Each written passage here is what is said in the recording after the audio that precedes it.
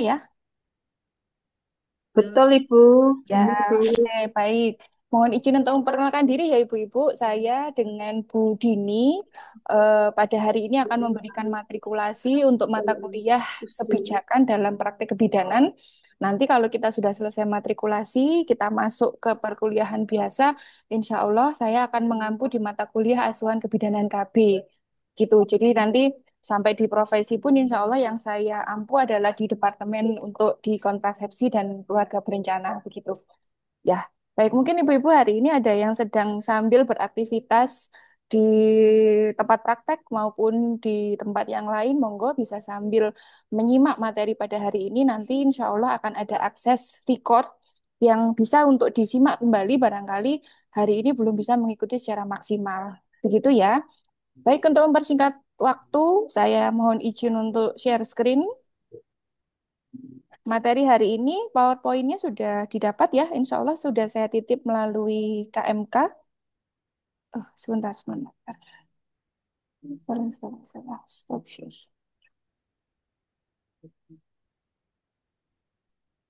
Sudah dapat ya Ibu-Ibu PPT materinya? Sudah, Ibu. Sudah ya. Oke, baik. Hari ini akan saya share screen. Ini berupa record, tetapi tidak mengurangi esensi dari materi yang telah diberikan. Ini adalah record pembelajaran saya untuk kelas RPL di kelas yang pertama, waktu itu dengan kelas 25D. Jadi isi materinya sama. Hari ini akan saya putarkan dalam bentuk record, namun nanti pada saat sesi diskusi tetap akan saya fasilitasi. Gitu. Baik, kita mulai hari ini.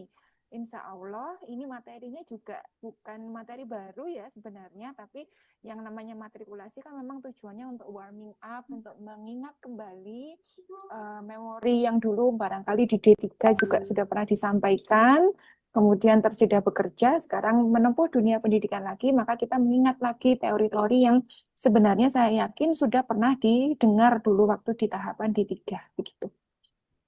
Baik, dalam mata kuliah kebijakan dalam praktek kebidanan, hari ini topik bahasannya adalah terkait hak asasi manusia dalam kesehatan reproduksi, ya. Oke, kita mulai dari definisi terlebih dahulu dari hak asasi manusia dalam kesehatan reproduksi. Hak manusia dalam reproduksi merupakan hak-hak yang mendasar untuk setiap pasangan maupun yang sifatnya individu. Jadi tidak hanya berlaku untuk mereka yang mungkin statusnya sudah menikah, namun juga berlaku untuk yang sifatnya masih menjadi individu. Tentu dalam hal ini adalah ranahnya perempuan, begitu ya. Untuk secara bebas dan bertanggung jawab memutuskan jumlah, jarak kelahiran, waktu memiliki anak, serta mendapatkan informasi mengenai cara melakukannya, termasuk hak untuk mendapatkan standar tertinggi kesehatan reproduksi. Jadi dalam hal ini nanti kalau konteksnya merupakan sebuah individu, tentu tidak hanya berbicara masalah mengatur jumlah anak, jarak kelahiran, waktu memiliki anak, namun di sini juga semakin berkembang seorang wanita boleh ya memilihkan dia memutuskan itu adalah haknya untuk menikah atau tidak, untuk memiliki anak atau tidak. Ini juga sekarang adalah masuk dalam hak dari kesehatan reproduksi. Kemudian di sini saya beri garis bawah pada kalimat mendapatkan standar tertinggi kesehatan reproduksi. Maknanya apa? Di sini kan merupakan hak setiap wanita, setiap pasangan itu harus mendapatkan standar tertinggi dari kesehatan reproduksi. Artinya, saya percaya bahwa ibu-ibu sekalian di sini yang bekerja, kita ini sudah mulai dari tahun berapa ya, ada yang namanya BPJS. BPJS merupakan asuransi kesehatan yang dibuat oleh pemerintah mengcover masyarakat untuk mempermudah aksesnya terhadap kesehatan. Namun dalam hal ini ada stereotip bahwa dengan adanya jaminan kesehatan dari BPJS itu menimbulkan suatu stigma bahwa kalau pakai BPJS ini pelayanannya akan ada di bawah dari standar yang tidak memakai BPJS bagi mereka yang membayar umum atau asuransi swasta. Nah, ini yang perlu menjadi PR kita bersama, termasuk ibu-ibu yang ada di pelayanan, bagaimana kemudian ketika kita dihadapkan dengan tantangan bahwa sebenarnya amanatnya mau ada BPJS maupun tidak, mau dia pasien umum ataupun asuransi swasta, setiap individu haknya adalah mendapatkan standar tertinggi dari kesehatan reproduksi itu sendiri. Kalau kita berbicara ranah kesehatan reproduksi, tentu hal itu harusnya dimaknai dengan pemikiran bahwa dalam semua aspek kesehatan tentunya ya, nggak cuma kesehatan reproduksi. Jadi kita ketemu ibu hamil, ibu bersalin, ibu nifas, mau itu statusnya pembayarannya seperti apapun, BPJS yang PBI, BPJS yang berbayar, kelas 1, 2, 3, dia umum atau dia punya asuransi swasta, harusnya tetap menjadi komitmen kita untuk memberikan pelayanan dengan standar yang tertinggi, ya, dengan pelayanan yang terbaik dari kita, ya. Baik, hak tersebut yang tadi sudah dijelaskan itu juga mencakup bukan hanya sebatas kehamilan persalinan, menentukan jumlah jarak kehamilan maupun persalinan, tetapi juga mencakup hak kesehatan seksual, termasuk membuat keputusan menyangkut reproduksi yang bebas dari diskriminasi maupun perlakuan kesewenang-wenangan maupun juga kekerasan. Yang saya sebutkan tadi ya, wanita itu boleh memilih menikah atau tidak menikah. Jadi menikah itu memang tidak menjadikan suatu kewajiban ya kalau kita berbicara pada ranah konteks teori, tapi enggak mungkin tidak akan sama kalau nanti diseberangkan dengan norma-norma agama. Dan itu semua baliknya adalah kembali pada setiap individu berhak menentukan apa yang mau diputuskan dalam diri dan kehidupannya gitu. Jadi mulai sekarang kurang-kurangin ya kalau ada teman keluarga yang memang sudah menginjak pada usianya, kemudian dia memutuskan mungkin belum menikah, belum punya baby, kurang-kurangin untuk julid bertanya kapan menikah, kapan punya anak, begitu ya. Kalau udah punya anak satu, kapan punya adik lagi. Sering ya meme-meme di TikTok seperti itu yang kita temui. Sebenarnya itu sangat erat sekali kalau mau kita kaitkan dengan hak dalam kesehatan reproduksi. Karena balik lagi, menikah, punya anak, menambah jumlah anak, mengatur jumlah persalinan, jaraknya, itu merupakan hak mutlak dari setiap individu. Begitu. Oke, saya cek sound dulu. Apakah suara saya lancar atau putus-putus? Karena di sini ada notifikasi jaringan saya agak bermasalah. Apakah suara saya masih bisa terdengar jelas, Ibu-ibu, Mbak-mbak? Lancar, Jelas, Bu. Lancar ya. Oke, baik, saya melanjutkan.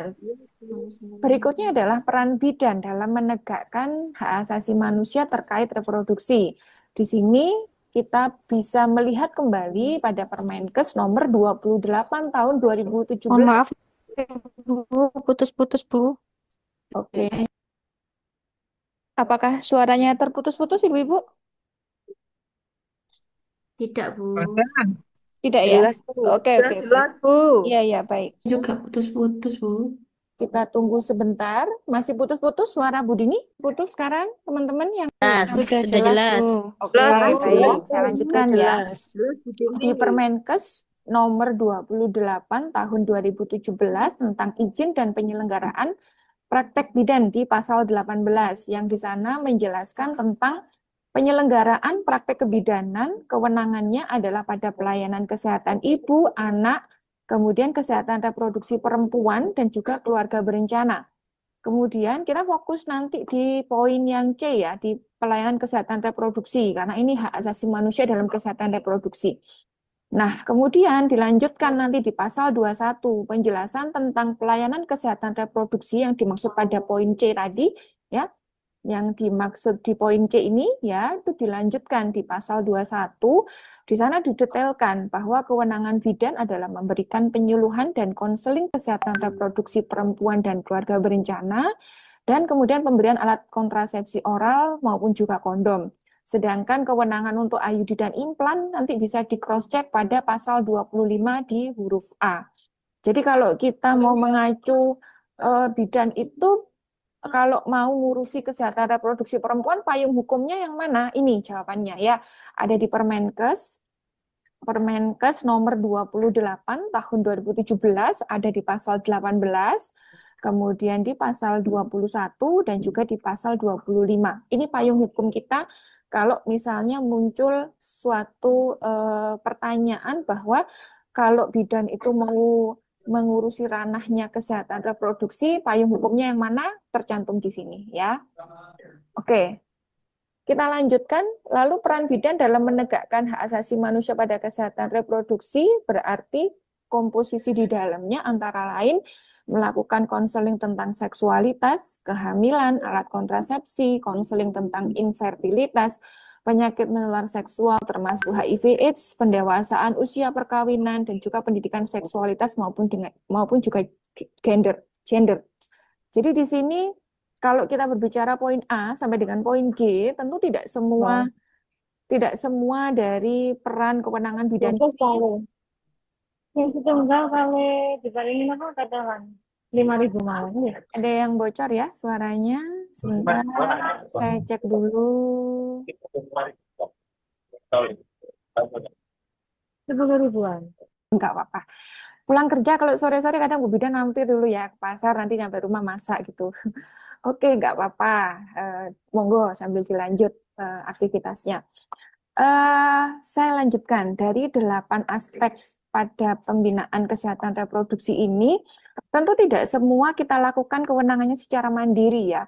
Kita tetap harus mengingat batasan-batasan mana yang kemudian nanti kita membutuhkan kolaborasi maupun juga rujukan. Misalnya infertilitas, tentu kita nggak bisa ya memberikan terapi hormonal untuk pasangan yang datang dengan keluhan infertil primer maupun sekunder, kita nggak bisa. Tapi kalau screening, konseling, bisa kita nanti melakukan rujukan kolaborasi begitu ya. Kita nanti mengidentifikasi misalnya misalnya nih infertilitasnya mau kita berikan terapi dengan kita bantu hitung masa suburnya, kemudian nanti kita arahkan di ketika masa subur itu pasangan direkomendasikan untuk melakukan koitus. Nah, itu masih boleh kalau pemberian itu kan sebenarnya masuk tata laksana ya, tata laksana yang sifatnya masih alami, tidak menggunakan medisin, masih non medisin itu masih masih boleh. Ya, kita memberikan KIE misalnya memberikan aromaterapi, terapi-terapi holistik yang sifatnya pada psikologis supaya pasangan suami istri ini mempunyai mental psikis yang lebih siap, yang lebih rileks, yang kemudian bisa memperbaiki kualitas sperma dan ovum yang akhirnya nanti bisa meningkatkan potensi istri untuk menjadi hamil misalnya itu masih bisa. Tapi kemudian ketika langkah-langkah non-invasif atau non-medicine tadi tidak berhasil, yang kemudian kita harus melakukan terapi yang sifatnya hormon atau terapi-terapi invasif tentu harus dengan melakukan tindakan kolaborasi atau rujukan gitu ya. Jadi sekali lagi aktivitas yang kita lakukan harus tetap mempertimbangkan batasan ranah kewenangan dari seorang bidan, mana yang masih boleh dilakukan, mana yang tidak boleh. Oh ya, sebelum saya terlewat, infertilitas kita juga perlu mengingat ya, sejauh mana kita mau memberikan terapi non-medisin, ketika itu nggak berhasil, kita juga nggak boleh terlalu lama ya, misalnya. Kita memberikan bantuan non-medisin sampai 2 tahun. Nah, ini kan memakan waktu yang terlalu lama yang semakin lama infertil itu mendapat penanganan, potensi untuk hamil itu kan semakin bertambah usia akan semakin rendah ya. Jadi kita juga harus berhitung kalau kita mau memberikan alternatif, memberikan holistik, komplementer, harus dengan mempertimbangkan waktu, apakah masih cukup banyak waktu atau sebenarnya ini merupakan batasan usia yang dia memang harus segera mendapatkan terapi secara hormonal sehingga kita butuh segera melakukan kolaborasi. Itu juga perlu dipertimbangkan. Oke. Kita berlanjut pada 10 hak-hak dalam kehidupan seksual. Ya, kalau kita berbicara kehidupan seksual itu tidak hanya terbatas pada hubungan suami istri atau koitus ya, tetapi hak seksual ini semua hal nanti yang berkaitan dengan reproduksi dari wanita dan juga pasangan suami istri. Oke, kita bahas satu persatu. Yang pertama, hak terhadap kesetaraan, perlindungan yang sama di muka hukum, dan bebas dari semua diskriminasi yang berbasis seks, seksualitas, dan juga gender. Seluruh umat manusia terlahir bebas dan sama dalam hal martabat dan juga hak, dan harus menikmati perlindungan yang sama di depan hukum dari diskriminasi berdasarkan seksualitas, jenis kelamin maupun juga gender ya. Oke, jadi contohnya saja ketika kita melihat ada ya masih budaya-budaya patriarki yang mengagung-agungkan satu jenis kelamin tertentu, biasanya yaitu laki-laki. Nah, kita harus berhati-hati ketika misalnya ada suatu kehamilan, kemudian lanjut dengan persalinan, yang lahir ini bayi laki-laki dengan yang lahir itu bayi perempuan. Kalau yang membedakan, misalnya suatu keluarga itu menganut sebuah tradisi, kalau yang lahir bayinya laki-laki mereka akan bersukacita, tapi kalau yang lahir bayinya perempuan dianggap merupakan sebuah beban. Nah, itu nggak boleh menjadi bidannya ikut-ikutan kayak gitu. Kita sebagai seorang bidan memperlakukan pasien laki-laki dan perempuan kayak yang saya contohkan tadi ya harus tetap sama. Tapi kalau misalnya keluarga-keluarga tertentu, misalnya etnis Batak, etnis Chinese ya, yang ada paham kepercayaan seperti itu ya kita sekedar menghormati keputusan atau norma budaya itu, namun tidak boleh sampai ada pembeda dalam hal pemberian layanan kesehatan. Demikian pula harus dipesankan kalau itu hanya sebatas budaya yang tidak merugikan kesehatan dari si anak, itu sih masih boleh ya kita hormati. Tapi kalau sampai budaya itu merugikan dari kesehatan si anak ini tadi yang terkait jenis kelamin tadi, itu tentu kita memiliki kewajiban untuk menyampaikan. Jangan sampai apa yang dilakukan dari norma kebudayaan tadi merugikan dari kesehatan eh, yang membedakan jenis kelamin laki-laki dan perempuan tadi. Ya, contohnya ini juga misalnya kalau kita ketemu dengan yang namanya budaya sunat perempuan, itu kan sekarang sudah nggak boleh ya, ada undang-undang khusus yang melarang sunat perempuan itu melanggar hak reproduksi. Nah, kalau ada suatu daerah masih memiliki kepercayaan itu, wajib hukumnya bagi seorang bidan mencegah, kemudian menolak, bahkan boleh ya untuk sampai memintakan perlindungan bantuan hukum ketika menemukan hal itu. Di satu wilayah juga pernah ditemui caranya tidak frontal dengan semata-mata memberikan perlawanan ya di depan keluarga pasien, tapi ada dulu yang cerita itu memberikan trik melakukan sunat perempuannya hanya dengan menempelkan alat kelamin dari si bayi perempuan ya di bagian klitorisnya itu dengan alat medis ya, pinset maupun gunting, tapi betul-betul hanya ditempel, tidak digores sama sekali. Jadi hanya memunculkan stigma bahwa seolah-olah sunat perempuan sudah dilakukan. Padahal sebenarnya kita sama sekali tidak menyakiti, menggores pun juga tidak ya. Nah, itu ada yang caranya seperti itu. Nah, itu menjadi suatu kewajiban, bukan lagi himbauan, karena kalau dalam hal sunat perempuan ini memang sudah ada larangannya. Ya, nanti secara mendetail kenapa sunat perempuan ini dilarang ada di mata kuliah etika ya. Nanti kalau teman-teman lebih penasaran lagi sebenarnya kerugian secara medisnya bagaimana nanti ada bahasannya khusus di mata kuliah etika. Insya Allah nanti kalau ketemu ya. Baik, hak yang kedua adalah untuk berpartisipasi bagi semua orang tanpa memandang jenis kelamin ya dalam dalam berpendapat ya ini ya tanpa memandang jenis kelamin, seksualitas maupun juga gender.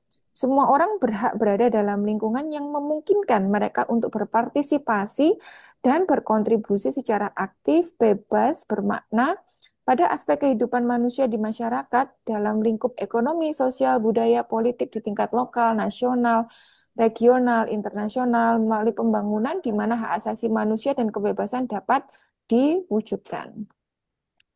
Berikutnya adalah hak terkait untuk hidup yang bebas dan juga keamanan.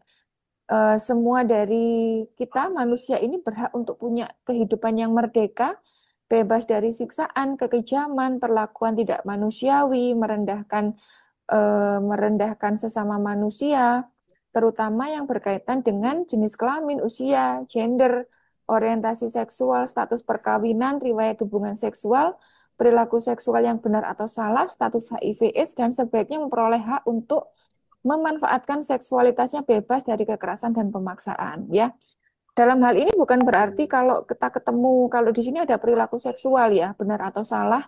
Dalam hal ini bukan berarti kita membenarkan perilaku LGBT, lesbian, gay, biseksual maupun transgender. Ya, tidak dalam hal membetulkan atau mendukung gaya hidup yang seperti itu. Tetapi tentu ranah kita di situ adalah tidak menghakimi mereka sebagai golongan yang paling berdosa, karena itu bukan ranah kita. ya. Justru kewajiban kita, ini kan ada pergeseran pergeseran zaman ya. Dulu itu LGBT itu masih sembunyi-sembunyi, jumlahnya masih sedikit. Seiring dengan berjalannya waktu, kasus-kasus seperti LGBT ini sangat banyak dan mereka sudah mulai open, sudah mulai tidak malu-malu lagi tampil di muka publik, memproklamasikan bahwa saya ini adalah seorang LGBT, membentuk komunitas-komunitas tertentu. Nah, justru tantangan kita adalah bagaimana kemudian komunitas itu ya LGBT kita berhadapan dengan orang-orang seperti itu ya mereka itu jangan sampai menularkan penyakit menular seksual. Bagaimana kemudian kita tetap mendampingi dengan ada edukasi-edukasi terkait hal-hal yang berkaitan dengan kesehatan reproduksinya. Misalnya LGBT-nya ya punya istri, ya punya pasangan sesama jenis misalnya ya seperti itu. Ya, kalau misalnya perubahannya dia untuk bertobat sebenarnya ya bisa saja kita lakukan. Idealnya memang seperti itu. Tapi sebenarnya ranah pakemnya bidan bukan di sana. Tetapi bagaimana kita melakukan suatu edukasi, suatu intervensi supaya istrinya sebagai partner seksualnya ini tidak kemudian tertular dari penyakit menular seksual. Harus seperti apa ketika hubungan koitus itu terjadi, harus menggunakan kontrasepsi yang dapat melindungi dari PMS. Satu-satunya adalah kondom.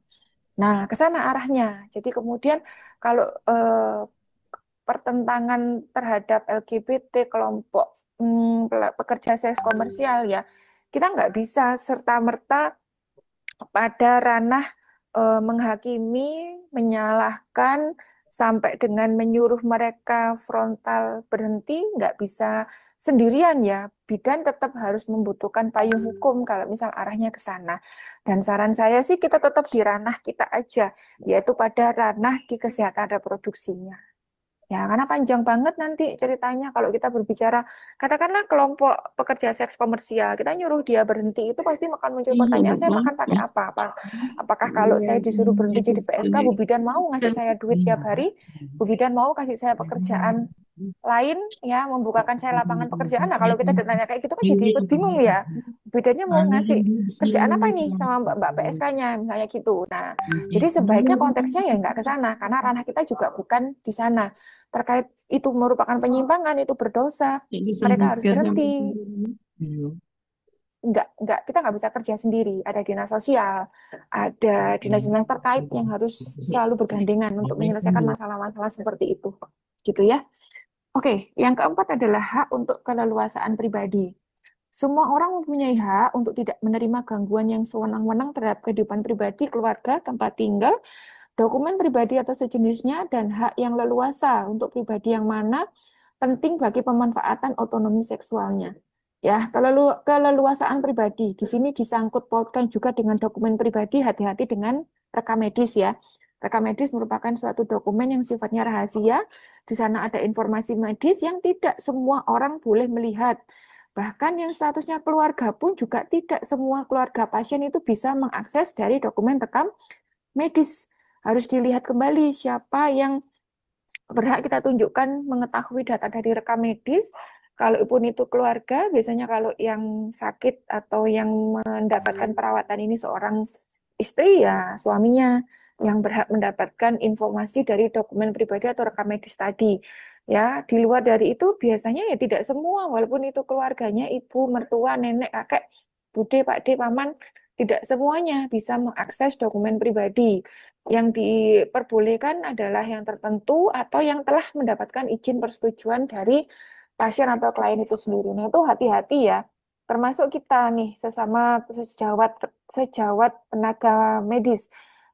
Apa yang menjadi rahasia dari status kesehatan pasien kita jangan sampai menjadi konsumsi publik. Biasanya kita tanpa sadari ya, lagi pertemuan IB ngomongin kemarin saya punya pasien nih si A namanya ini rumahnya di sini, dia sekarang lagi hamil dengan B24. Saya kemarin melihat kondisi alat kelaminnya gini-gini, itu nggak boleh ya dijadikan bahan untuk bergibah, walaupun itu ranahnya di sesama tenaga medis. Nah, itu kita nanti melanggar dari hak-hak pasien kalau itu sampai terjadi. Ya. Oke. Berikutnya adalah hak otonomi pribadi terkait dengan pengakuan di muka umum. setiap orang itu berhak untuk dihargai terkait dengan hak kebebasan seksualnya dan juga meliputi kesempatan bagi individu untuk mengendalikan, memutuskan secara bebas atas berbagai hal yang berkaitan dengan seksualitas, memilih pasangan seksual, mencari dan mengalami seluruh potensi dan kenikmatan seksual mereka di dalam kerangka tanpa diskriminasi dan harus menghormati hak orang lain dan menghormati kapasitas anak-anak yang sedang berkembang. Nih ya. Di sini ada statement tentang eh, memilih pasangan seksual, jadi perjodohan, pernikahan usia remaja yang dipaksakan oleh orang tua, itu termasuk sesuatu hal yang melanggar hak kesehatan reproduksi. Ya, jadi kalau ada statement ya kan ini anak saya, ini anak saya, maka saya berhak untuk menikahkan dia di usia berapapun karena ini merupakan eh, apa orang tua menganggap superior begitu ya terhadap anaknya. Ini perlu diingatkan ya sama Bu Bidan bahwa setiap anak itu juga memiliki hak reproduksi yang aman untuk dirinya. Yang kita ketahui bersama kalau sampai dia dinikahkan di usia masih remaja, kurang dari 19 tahun ya ditandai dengan pernikahan yang meminta dispensasi kan batasannya kalau perempuan 19 ya, kalau laki-laki di 21 tahun. Nah, di batasan itu, kalau itu dilanggar, ya berarti ada hak reproduksi yang dilanggar juga di situ. Begitu.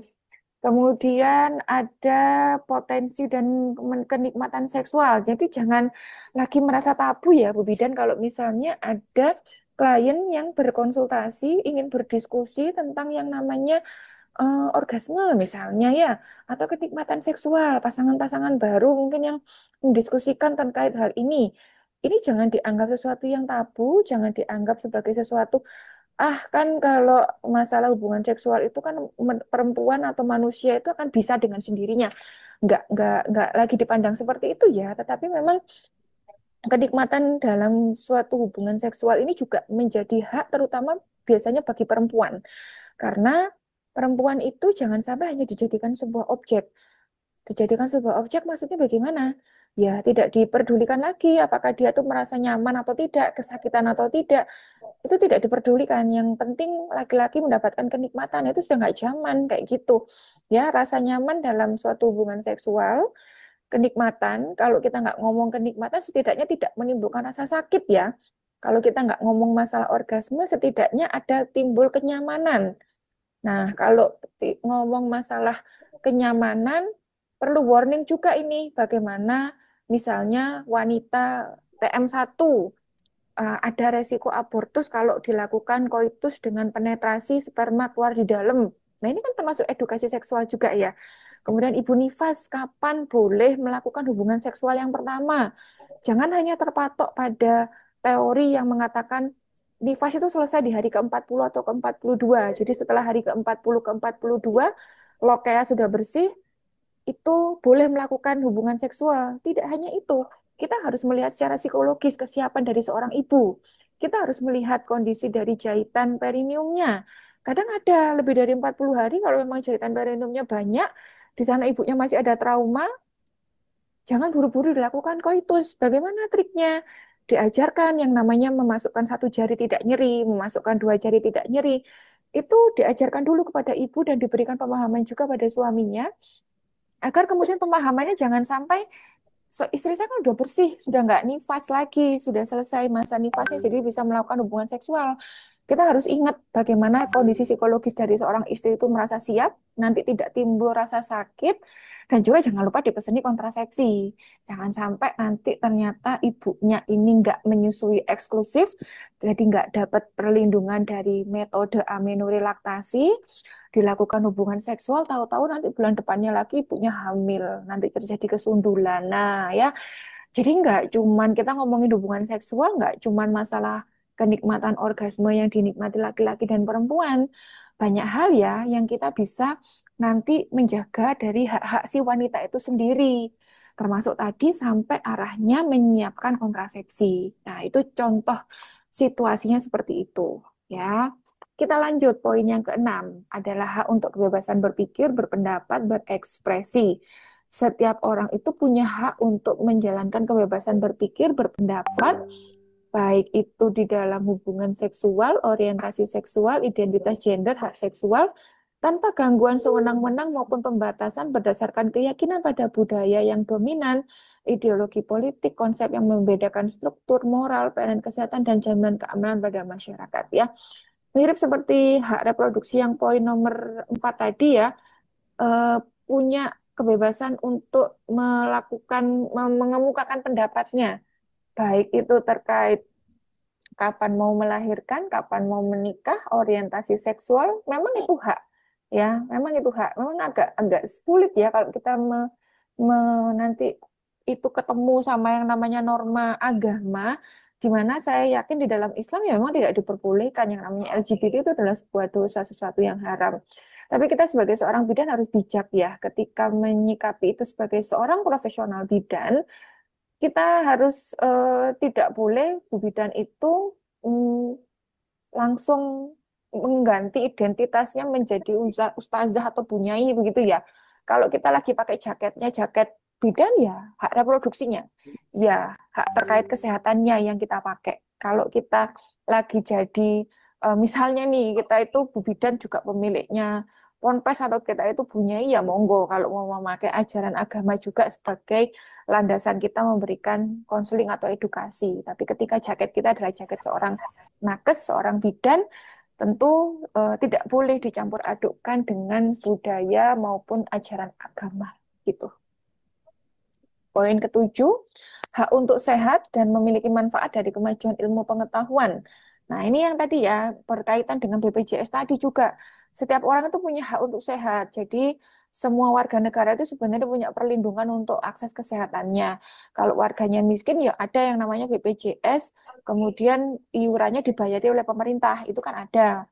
Nah, tapi memang PR kita bersama, ada nih golongan-golongan masyarakat yang sebenarnya berhak menerima iuran dari pemerintah, PBI, tapi nggak ke cover dengan adanya birokrasi yang cukup panjang, kemudian kebijakan mungkin dari wilayah desa, kelurahan yang tidak mengakomodir itu sehingga masih banyak sekali kita temui orang-orang yang berada di dalam garis kemiskinan tapi tidak mendapatkan haknya. Nah ini monggo Bu Bidan-Bu Bidan yang ada di pelayanan menemui hal-hal seperti itu jangan tutup mata.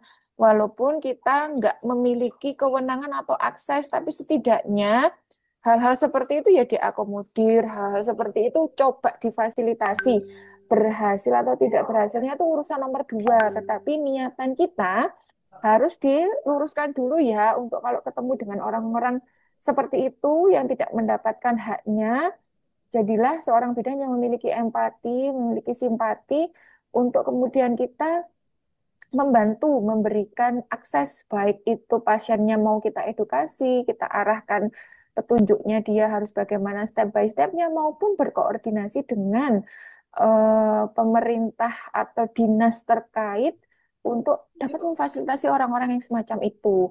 Bu, saya nggak punya kenalan orang dinas ya. Misalnya nggak punya kenalan orang dinas, aksesnya cuma dengan puskesmas atau dinas kesehatan, ya nggak apa-apa. Puskesmas maupun dinas kesehatan kan sebenarnya juga bisa menjadi wadah untuk menyampaikan bahwa masih ada loh warga kita yang nggak ke-cover sama BPJS yang berbayar oleh pemerintah tadi. Nanti endingnya nggak direspon, Bu, nggak ditangani ya, sudah bukan dosa kita lagi. Kan pokoknya kita udah memfasilitasi, kan gitu dulu ya. Kalau nanti pejabat yang kita aduin tadi, yang kita sampaikan tadi nggak amanah, ya dosanya kan sudah nggak di kita, sudah nggak di Bu Bidan lagi, tapi di pejabatnya nggak amanah tadi, gitu maksudnya ya. Oke.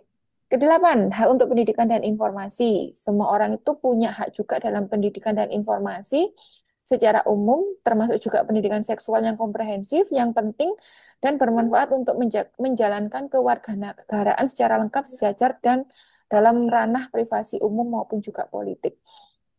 Terkait dengan hak untuk pendidikan dan informasi, maka sebenarnya setiap pasien yang kita hadapi itu punya hak untuk tahu ya hasil dari pemeriksaan. Makanya dalam setiap melakukan asuhan kebidanan, intervensi nomor satu ya di mana-mana pasti adalah menyampaikan hasil pemeriksaan. Nah, kenapa itu dilakukan?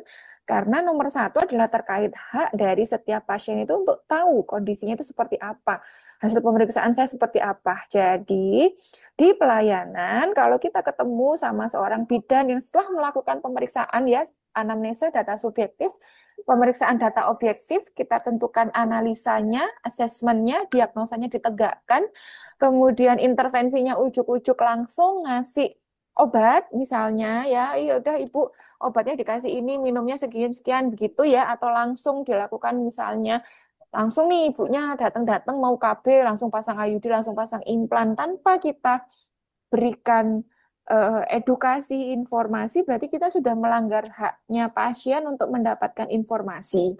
Ya, saya yakin yang kerja di rumah sakit juga tahu ya, salah satu hak dari pasien adalah mengetahui dari hasil pemeriksaan atas dirinya sendiri itu seperti apa. Gitu. Makanya dalam tiap asuhan nomor satunya adalah menyampaikan hasil pemeriksaan. Oke. Poin nomor 9, hak untuk memilih menikah atau tidak menikah ini sudah juga ya disinggung tadi ya. Mencari dan merencanakan berkeluarga, memutuskan punya anak atau tidak, bagaimana dan kapan mau punya anak. Semua orang itu punya hak menikah atau tidak, akan cari pasangan atau tidak, merencanakan keluarga berumah tangga atau tidak, kapan memiliki anak, jaraknya, dan ini merupakan suatu hak yang juga harus bertanggung jawab. Jadi kita nggak boleh menjudgment ya, walaupun posisi kita sebagai misalnya sebagai orang tua, sebagai keluarga melihat ada rekan kita, keluarga kita memilih misalnya tidak menikah atau memilih misalnya punya anak cuma satu, kita hormati ya privasinya. Tentu hal itu diambil keputusan itu diambil kita harus berpositif thinking bahwa dia sudah